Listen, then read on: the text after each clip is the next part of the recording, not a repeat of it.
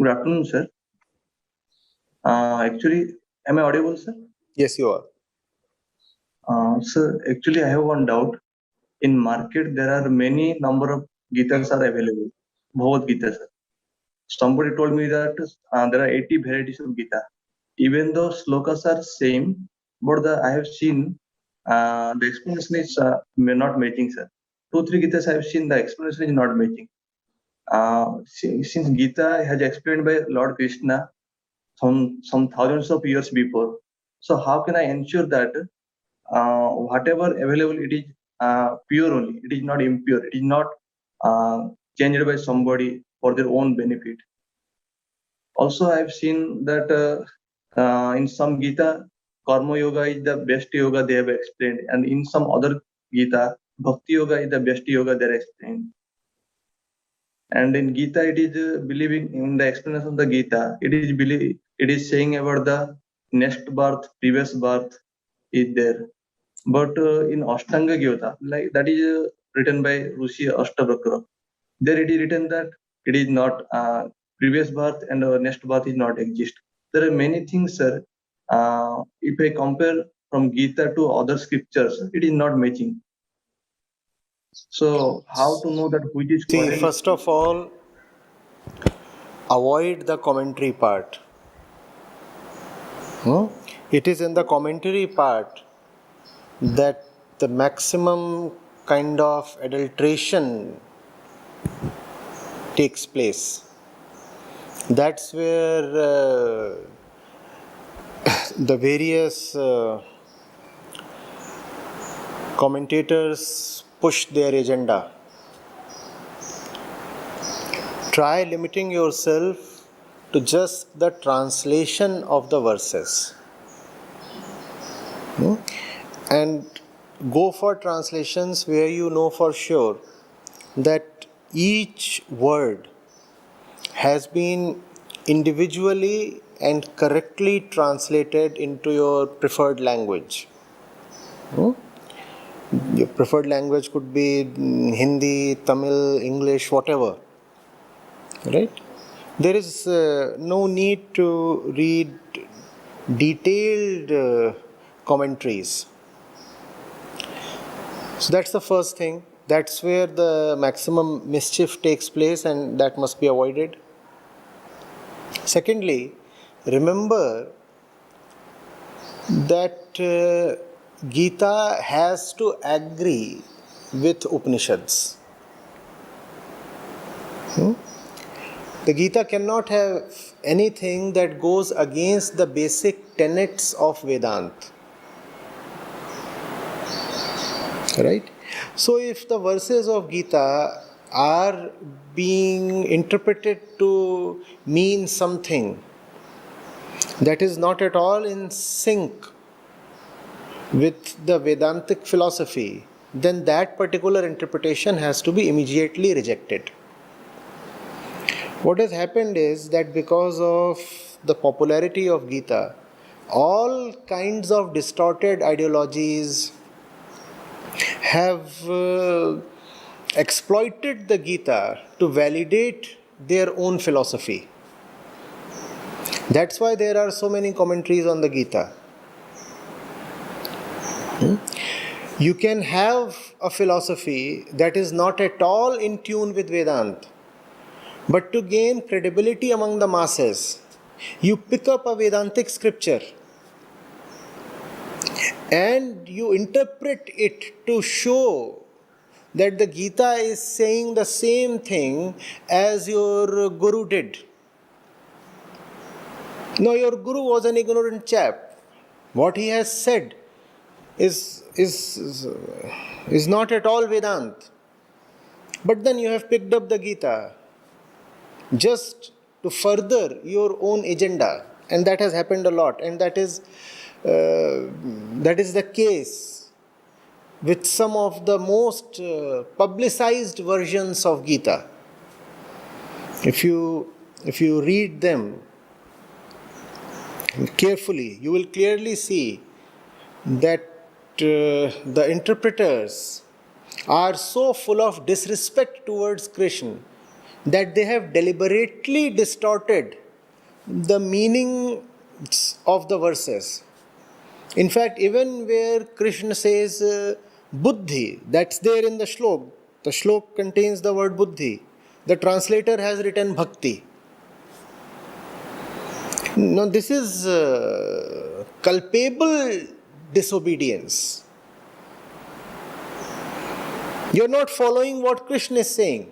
You are trying to make Krishna follow your ideology. This ought to be punished actually. But instead of being punished, it has become propagated. That's the power of publicity. Anything can become popular. You just have to distribute millions of Gita copies of your own persuasion and ideology and interpretation.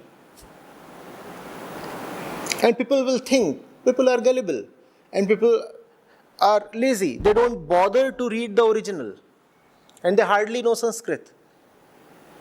People will think what you have given them is the right text and the right meaning. It is not. Few other texts have been subjected to such gross distortion as the Srimad Bhagavad Gita. So you have to be very careful. You have to be careful, especially of the interpretations that have arisen in the recent past.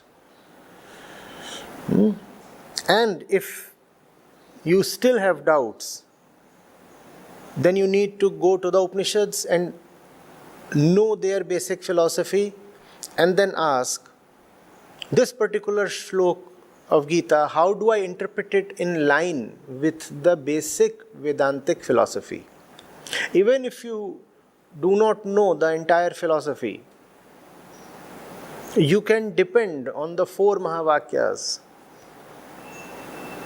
or the most important 10 or 12 or 15 Vedantic verses and take them as cardinal. You say these are axiomatic,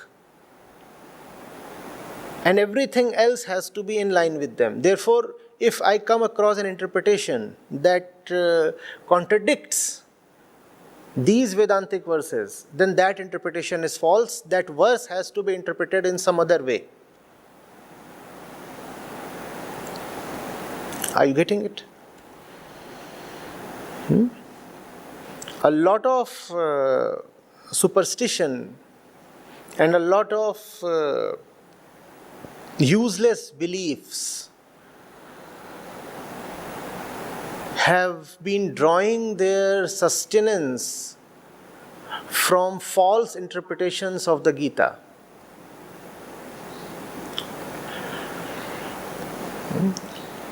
The Gita, in some sense, has suffered because of its popularity.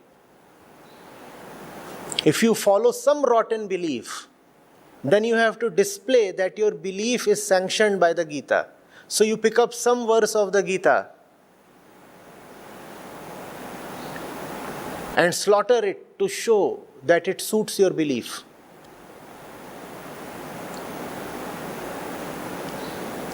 Right? So be very careful. When it comes to Vedanta, that Gita is an integral part of, Acharya Shankar is the leading authority.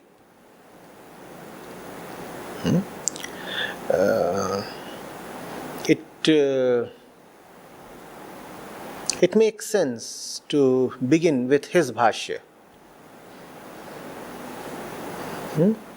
In modern times, Ramakrishna Mission has done a good job.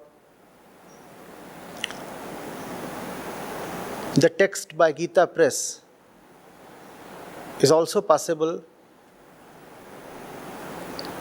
Chinmay Mission also brings out pretty accurate translations. The others must be rigorously avoided.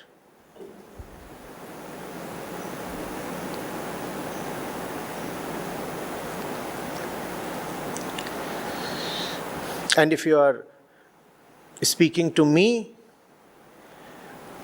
then your foundation has humbly brought out a couple of volumes on the Srimad Bhagavad Gita, and currently I am running a verse by verse course on the Gita, and books on it, chapter wise, will be published very soon. So that too as a resource is available to you. I have humbly tried with all my limitations to be as true to the spirit of Sri Krishna and Vedanta as possible. So see if it helps you. Sir, shall I ask another question? Yes. Sir, is it next birth or previous birth is exist? I've answered that in detail many a times. So I'd advise you to go through those articles or videos. They are freely available on Punarjan, reincarnation, karma phal. So I have spoken dozens of times, right? So please go through them, and if you still can't be clear, then I'll be there to answer.